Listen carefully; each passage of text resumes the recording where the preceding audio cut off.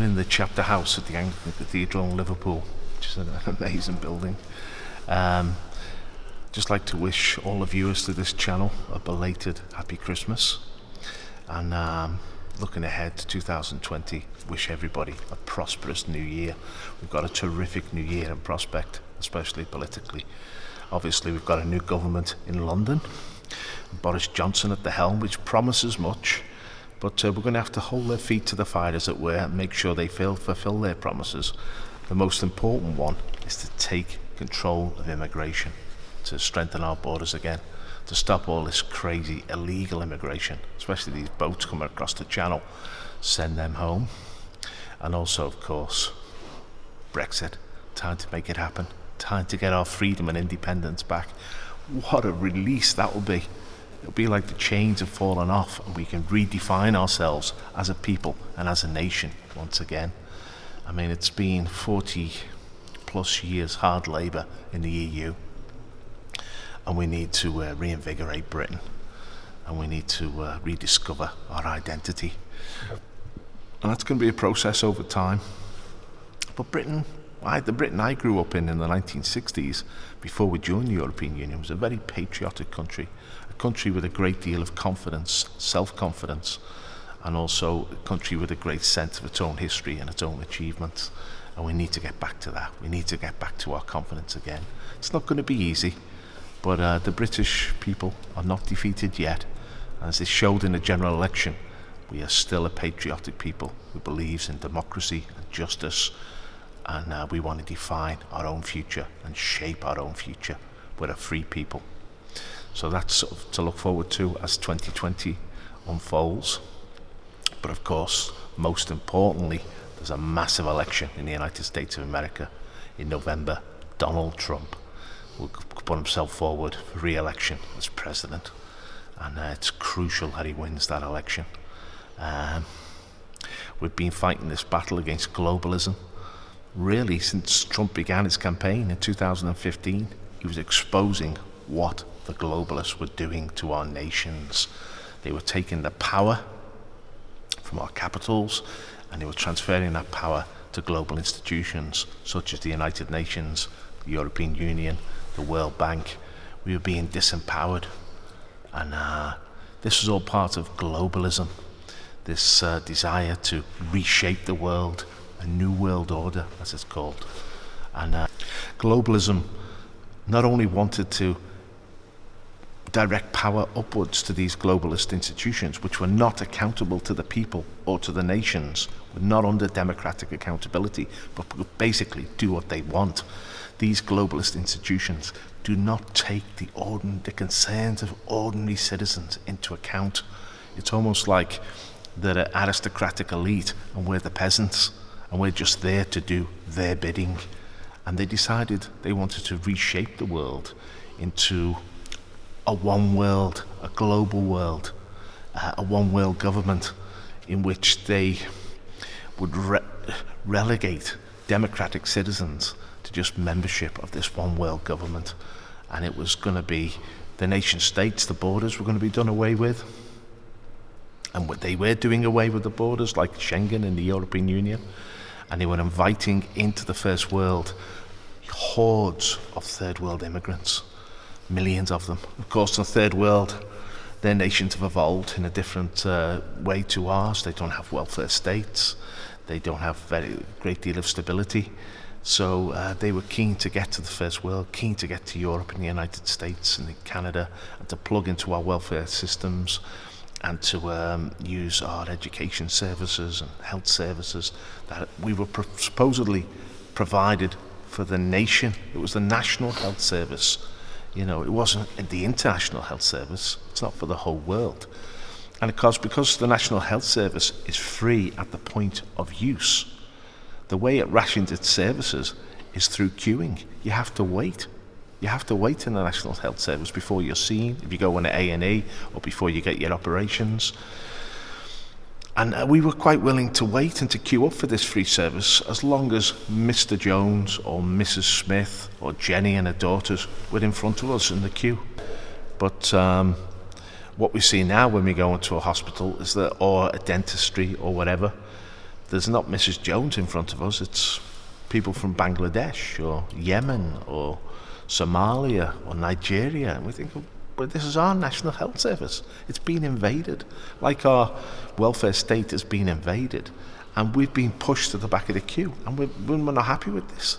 That's the reason why we have voted against Labour and against the European Union. We want to take our nations back. This is the fight back against globalism, and Donald Trump has led that fight back fantastically in the United States, because the other aspect of globalism is manufacturing industry. The globalists wanted to farm out the industry of the first world to the third world, especially China, who they were empowering. So we had to reclaim our manufacturing base. This is what Trump said, and of course he was told that's impossible. Barack Obama said it can't happen, it's a pipe dream, but Trump has made it happen. He's created 7 million new jobs in the United States. Many of these are manufacturing jobs. Yeah, so we brought manufacturing back to our nations. This is what we want. We want to re-establish the sovereignty of our nations in these spheres. There's a lot of work to do, but we're going the right way. And 2020 is a really important part of this journey to redeem and resurrect our nations to full sovereignty. And we need Trump to win in the States. The Democrats won't go down without a fight. The globalists won't go down without a fight. They'll throw huge financial resources at it. They'll throw great organizational resources, but they lack a leader. The Democrats haven't got an outstanding personality to put forward as president, and they lack, to me, a credible political ideology. They're reliant upon people who work in the public sector, the immigrant vote, or if you like, the ethnic minority vote. But even that is fracturing, because a lot of people in the ethnic minorities recognize that illegal immigration and the export of manufacturing is not helping them. They come to America and they find they're being undercut. The wages are being undercut. This is right across Europe. Wages have been stagnant for decades. It's only since Trump took over as president that real wages have started to grow again in the United States at an incredible rate. He's showing what could have been achieved in the past, and we need him to carry on this trajectory. We need him to carry on these policies to reshape America and to reshape the West and reinvigorate the West, because this goes into so many different areas. It goes into the area of the family. This whole attack upon the family has to be reversed, and Trump is a key player in doing that. I mean, he's took a stand against abortion. He's took a pro-family stand, and this is very important. It's very important that the church gets behind that as well. I mean, the Catholic Church has been taken over by this pontificate, this Pope who's a complete phony, this Argentinian, Pope Francis. For me, the question is the Pope a Catholic? And then you look at Pope Francis and you think, this one certainly isn't. He's a communist and he's a traitor to the Christian faith. So we need to redeem that situation. We need to get people who support traditional moral values and traditional Christian truths back into positions of power in the church.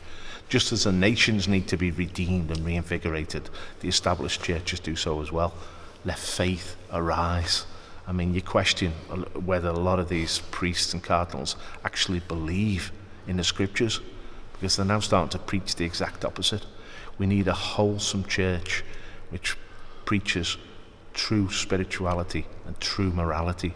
None of this left-wing nonsense that has ran down our throats. And people know this instinctively. They've recoiled against it. The churches are emptying.